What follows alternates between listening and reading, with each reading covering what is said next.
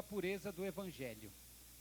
Por favor, coloca ali na tela Atos capítulo 15, versículo 28. Livro do Atos dos Apóstolos, capítulo 15, versículo 28. Nós queremos afirmar que Deus deseja o melhor para nós, para mim e para você. O Senhor Jesus é o melhor de Deus para nós, porque foi o que o Senhor ofertou para mim e para você, o seu Filho unigênito e amado. E por isso nós temos esse privilégio de estarmos aqui esta noite, para nos assentarmos à mesa com Ele. Nós vemos que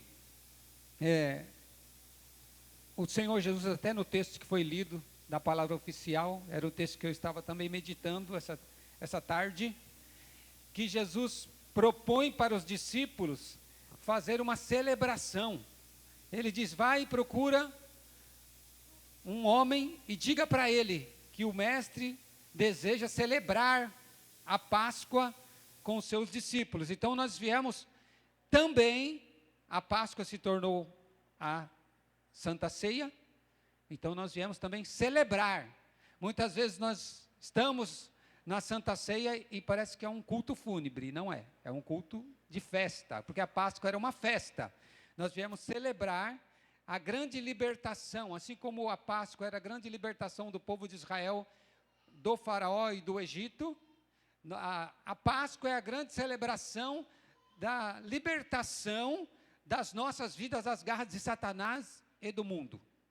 Então nós temos que celebrar com Jesus, amém? Jesus diz: até agora vocês não pediram nada, peçam para que a alegria de vocês seja completa. Então o desejo de Jesus é que a nossa alegria, a nossa satisfação seja plena, seja completa, que nós sejamos plenos na presença dEle. Muitas vezes, esse tema que nós vamos abordar, a pureza do Evangelho, o Evangelho é contaminado, por isso que muitas vezes nós ficamos com esses tipos de pensamentos.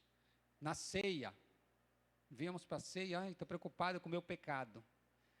Como Marta estava preocupada com tantas coisas, Jesus falou: Maria escolheu a melhor parte, me adorar, ficar aos meus pés, contemplar a minha beleza. Nós vemos aqui no livro do Atos dos Apóstolos, que é o texto básico aqui, que o que está acontecendo nesse contexto, a igreja, é o início da igreja de Jesus. Estão os apóstolos por toda parte pregando o Evangelho, inclusive o apóstolo Paulo. E surgiram alguns religiosos, porque a religião mata, muitas vezes a religiosidade mata. E surgiu alguns religiosos que quiseram impor pesos no Evangelho, contaminar o Evangelho de Jesus Cristo, impondo regras para a igreja que estava iniciando. E aí então foi feito o primeiro concílio, a primeira reunião dos líderes da igreja, em Jerusalém. Estava lá Tiago, irmão de Jesus, estava lá Pedro, e chegaram Barnabé, Paulo, que vieram de Antioquia, trazendo essa causa. Olha, os gentios que não são judeus estão aceitando Jesus, e os religiosos judeus estão querendo impor que eles também sigam as regras que Moisés ditou. E aí foi feita essa reunião para decidir se isso estava correto ou não. E ao fim dessa reunião, os líderes da igreja decidiram isso que está escrito aqui: na verdade, pareceu bem ao Espírito Santo e a nós. Então nós vemos que nesta reunião o Espírito Santo estava dirigindo, assim como essa reunião desta noite, o Espírito Santo está dirigindo. O Espírito Santo estava dirigindo a reunião, e os apóstolos ali, Tiago que está falando, que era o líder da igreja de Jerusalém, o irmão do Senhor Jesus, ele afirma categoricamente: pareceu bem ao Espírito Santo e a nós não vos impor mais encargo algum, senão essas coisas necessárias. Aí ele vai falar sobre não comer sangue, não praticar idolatria, e não dar lugar à prostituição. Eram essas 3 coisas. E os irmãos saíram dessa reunião, Paulo juntamente com Barnabé e Silas e outro irmão foram para Antioquia para dar a notícia. Olha, ficou decidido que nós devemos preservar a pureza do Evangelho. Qual que é a pureza do Evangelho? Não há nada, qual que é a pureza do Evangelho? Não há nada que eu e você possamos fazer para conquistar a salvação por nós mesmos. Nós temos que crer na obra que o Senhor Jesus Cristo realizou por nós. Jesus viveu a vida que nós precisamos viver, uma vida perfeita que nós nunca conseguimos atingir e nunca conseguiremos atingir sem Ele. Viveu a vida perfeita que nós precisamos viver. Morreu a morte que nós precisávamos morrer, porque nós estávamos condenados à morte por causa do pecado, e ressuscitou ao 3º dia, para abrir a porta de acesso para todos nós, à presença de Deus, e para nós vivermos em íntima comunhão com Deus. Somente e puramente pela obra do Senhor Jesus Cristo é que nós somos salvos. Não deve ter nenhum acréscimo. Tudo é por Ele. É dele, por Ele e para Ele. Muitas vezes nós ficamos com medo de perder a salvação. Porque a religiosidade coloca esses medos em nós. Nós vemos que a igreja permaneceu pura até o ano 300 da era cristã, quando a igreja se uniu com o Estado, através do imperador Constantino. E aí a igreja se institucionalizou. E a pureza do Evangelho acabou se contaminando aí, porque foram se introduzidos culto aos santos, a mariolatria e outras coisas mais que foram sendo acrescentadas. Mas sempre houve um grupo à margem desta igreja contaminada que se dedicava a crer e praticar o puro Evangelho. Lá pelo século XVI, muitos reformadores se levantaram. O mais destacado deles é o monge alemão, o monge alemão Martinho Lutero, e ele ficou inconformado, não se conformou, apesar dele fazer parte da igreja dominante da época, que era chamada Igreja Católica Apostólica Romana. Não estamos falando mal, é história. Então ele ficou inconformado porque o Papa ditava o que era pecado, o que não era pecado, e impunha para as pessoas que para as pessoas serem salvas, elas deveriam pagar as chamadas indulgências. Ou seja, a salvação estava baseada, então, nesse período, baseada em algo que o homem pudesse fazer, pagando as indulgências ou pagando as penitências. E isso gerou um ranço que chega até os nossos dias. Um ranço maligno. E ele, inconformado com isso, ele bateu de frente, ele foi tocado pela palavra. Leu Romanos capítulo 1, versículo 16. Ele mesmo queria encontrar paz para o espírito dele, paz com Deus. E ele leu Romanos capítulo 1, versículo 16. O meu justo, porque não me envergonho do Evangelho, porque é o poder de Deus para a salvação de todo aquele que nele crê. E o justo viverá da fé. Aí ele entendeu que a salvação, surgiram daí 3 pilares que nós temos que seguir. Eu já vou falar dos 3 rapidamente, porque eu não tenho muito tempo. Só a graça, só a fé, só a escritura. Eles falavam sola gratia, sola fide, sola scriptura. Então, as 3 bases do cristianismo puro: graça, fé, a escritura. Qualquer acréscimo contamina o Evangelho, a interpretação correta das escrituras. E ele então escreveu, ele montou 95 teses e foi à noite e pregou na catedral de Wittenberg, essas 95 teses, cuja base era: não há nada que o homem possa fazer para conquistar a sua própria salvação.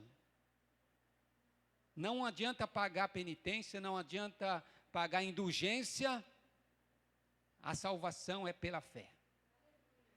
E ele foi perseguido, quase morto. Antes dele, muitos foram mortos porque defenderam isso. E ele foi perseguido, mas Deus o preservou. E aí ele, confiando nesses 3 pilares, colocou para a vida dele um objetivo: traduzir a Bíblia, porque a Bíblia estava numa língua morta, que era o latim. E ainda o sacerdote rezava de costas para o povo.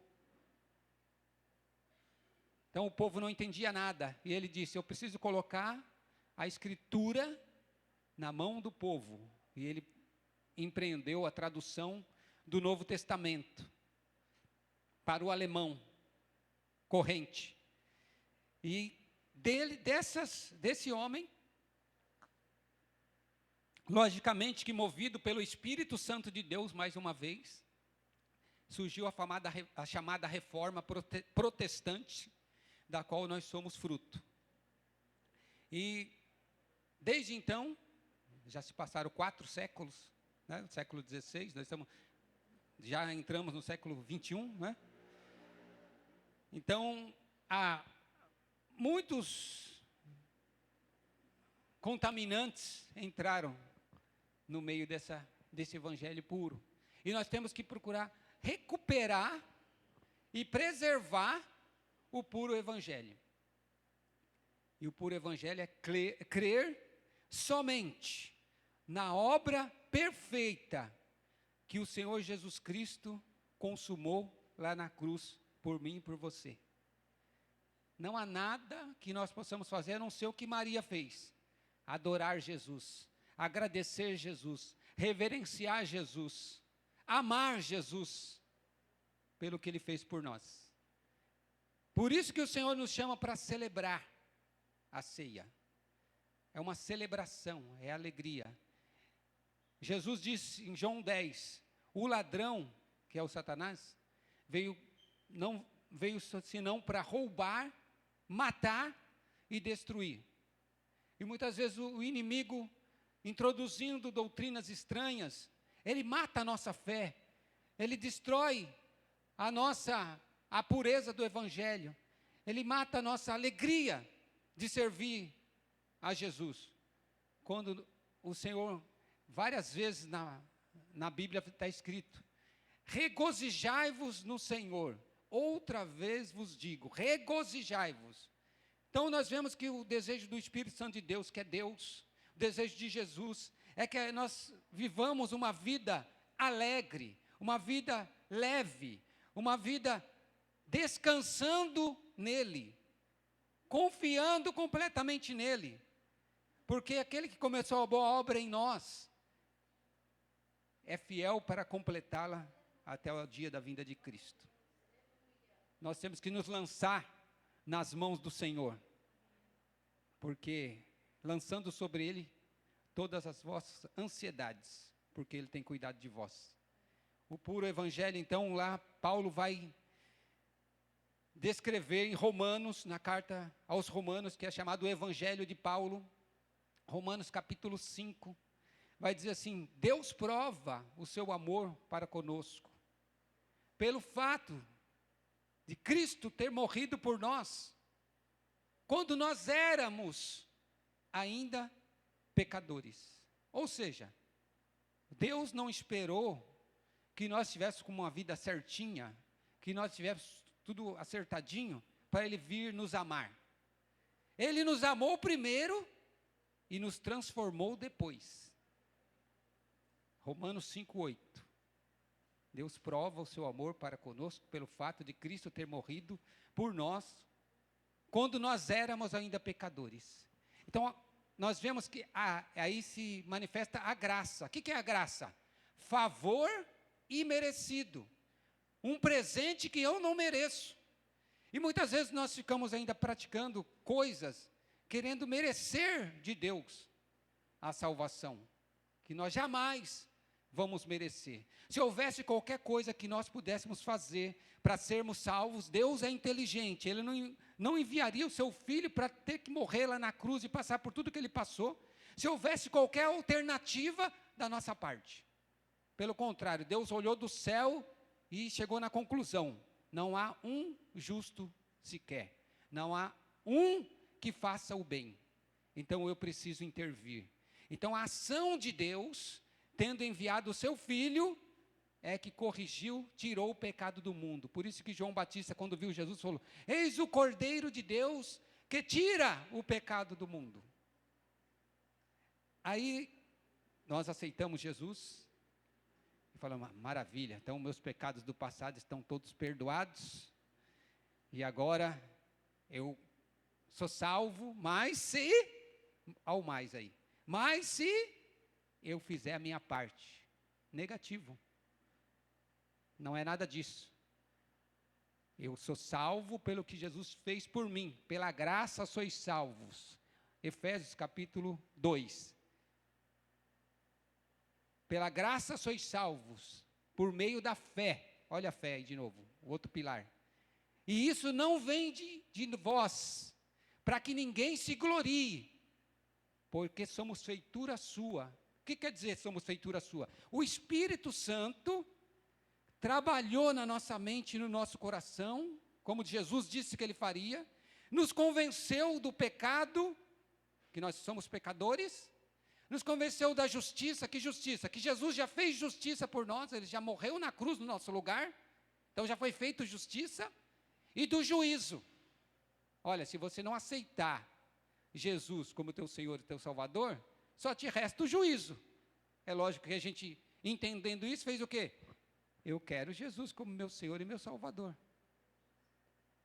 Aí, muitos pensam: bom, aceitei Jesus, Ele me deu a salvação, o Espírito Santo me deu a salvação, agora é comigo, agora eu que tenho que manter a minha salvação. Negativo. Voltando para Romanos 5 de novo. Paulo vai dizer assim, vou ler. Romanos. Mas Deus prova o seu amor para conosco em que Cristo morreu por nós, sendo nós ainda pecadores. Romanos 5:8. Se você conseguir colocar aí, eu agradeço rapidamente. Aí o 9, ele vai dizer assim: logo, muito mais agora, sendo justificados pelo seu sangue. Aí você está no 8, né? É 8? Romanos 5:8. Mas Deus prova o seu amor para conosco em que Cristo morreu por nós, sendo nós ainda pecadores. Tratou do nosso passado. E o nosso presente? 9. Logo, muito mais agora. Agora é quando? Hoje. É agora. Tendo sido justificados pelo seu sangue, seremos por quem? Por Ele. Por intermédio dEle. Salvos da ira. Salvos está no futuro, sim ou não? Salvo, seremos salvos. Essa conjugação aí está no futuro, certo? Seremos salvos. Por Ele, não por mim mesmo, por Ele. Então, o mesmo Espírito que convenceu a gente do pecado, da justiça e do juízo e promoveu a nossa salvação, o mesmo Espírito de Jesus Cristo é o Espírito santificador. E Ele agora trabalha na minha vida para transformar todo o meu ser. Nós até louvamos isso: o Espírito vem transformar todo o meu ser, o meu pensar, o meu falar, o meu sentir, o meu agir.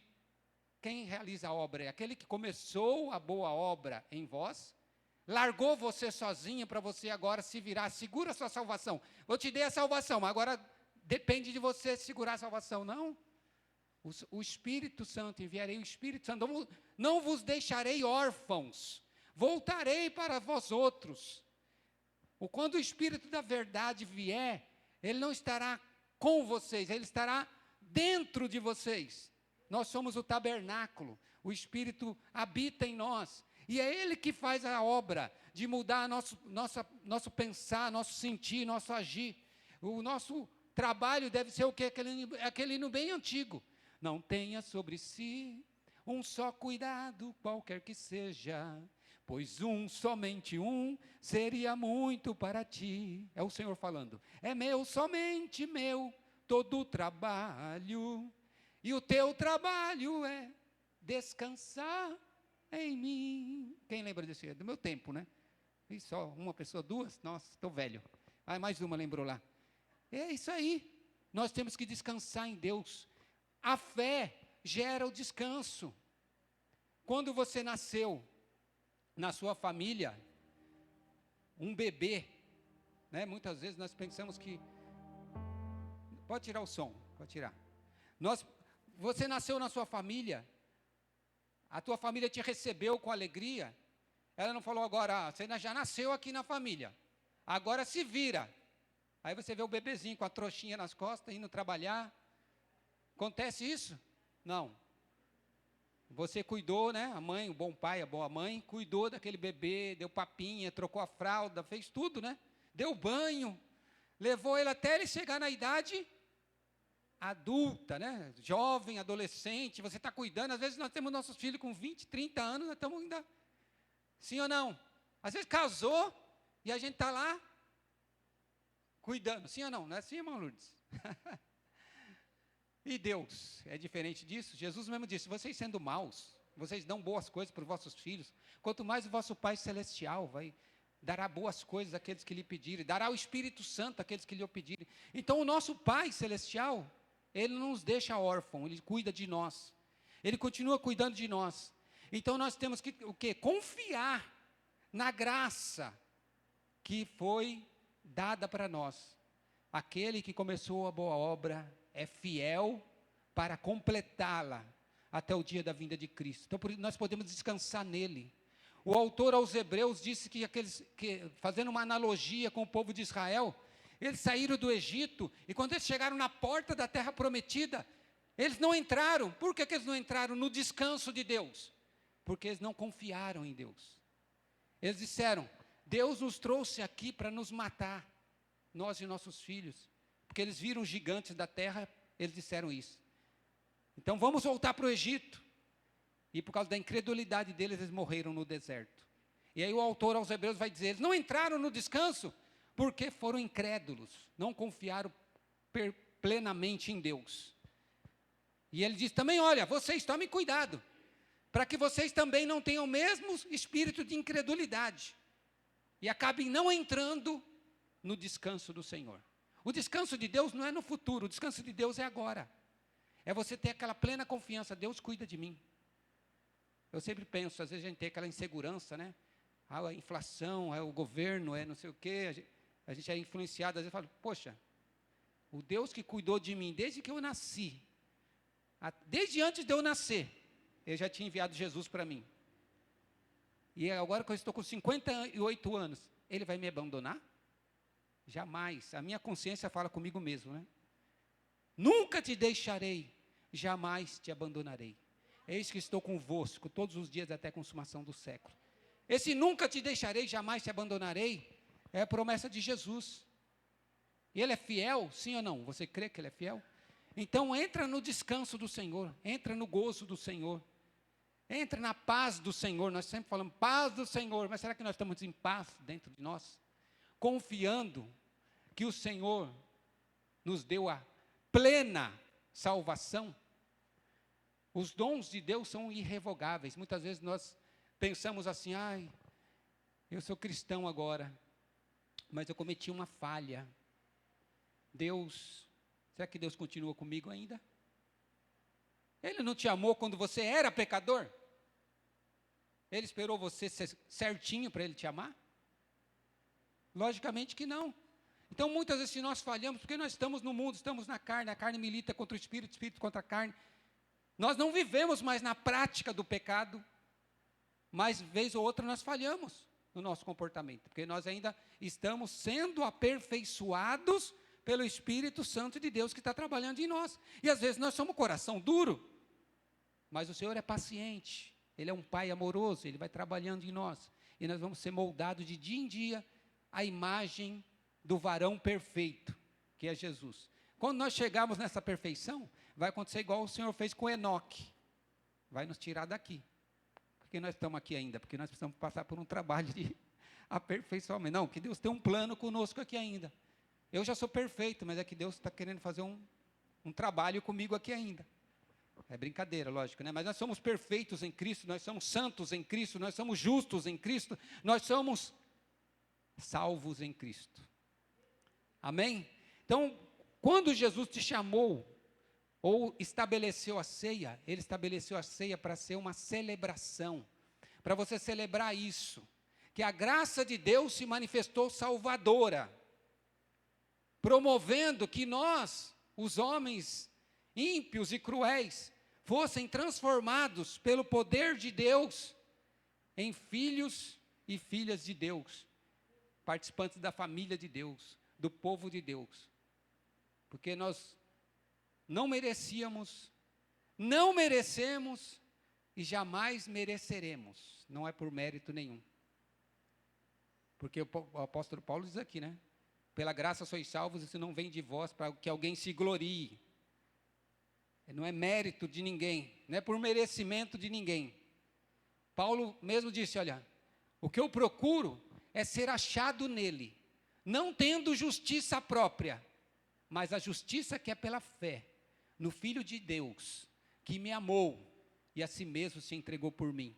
Eu vivo por essa fé. O apóstolo Paulo vivia por essa fé, na obra consumada de Jesus. E o que Paulo diz? Cristo morreu pelos pecadores, do qual eu sou o principal. Ele reconhecia que ele era o principal dos pecadores. E ele dizia, a vida que eu vivo, vivo pela fé no Filho de Deus que me amou e me incluiu nos seus planos. Amém? Celebre a vida, celebre o privilégio, a oportunidade. Nós gostamos de dizer, né? Agradeça essa oportunidade em nome de Jesus.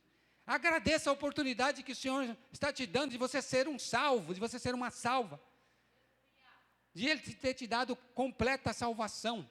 Hebreus vai dizer que o sangue de bodes e de touros não pôde salvar os seres humanos, naquele do passado, mas o sangue perfeito do Cordeiro de Deus pode salvar completamente. O que é completamente? Sem deixar faltar nada. O sangue de Jesus nos salva completamente. Qual que é o nosso trabalho? Descansar nele, adorar ele, amar ele, se entregar para ele, porque quando nós entendemos esse amor, acontece o que aconteceu com o apóstolo Paulo. O amor de Jesus me constrange, porque eu julgo, ele morreu por mim, eu tenho que dar minha vida para ele. Não é uma obrigação, não é por medo, não é porque se eu não der ele vai me punir, não, é porque eu entendi o amor dele, eu entendi que ele me amou quando eu era pecador, eu entendi que ele, mesmo eu não prestando, ele me aceitou. Então o amor, ele aceita primeiro, transforma depois. Nós temos esse hábito, né, de, não posso aceitar aquela pessoa porque ele é todo errado. Amamos, vamos amar primeiro, porque esse é o mandamento que Jesus deu para nós. Amai-vos uns aos outros, assim como eu vos amei. Então ele nos amou antes de nós sem nós merecermos coisa alguma, ele nos amou. E esse amor dele está nos transformando. Esse amor dele está mudando a nossa história e a nossa trajetória. Confia no Senhor, espera nele, pois ele é a tua salvação. Amém? Deus abençoe a igreja do Senhor neste lugar.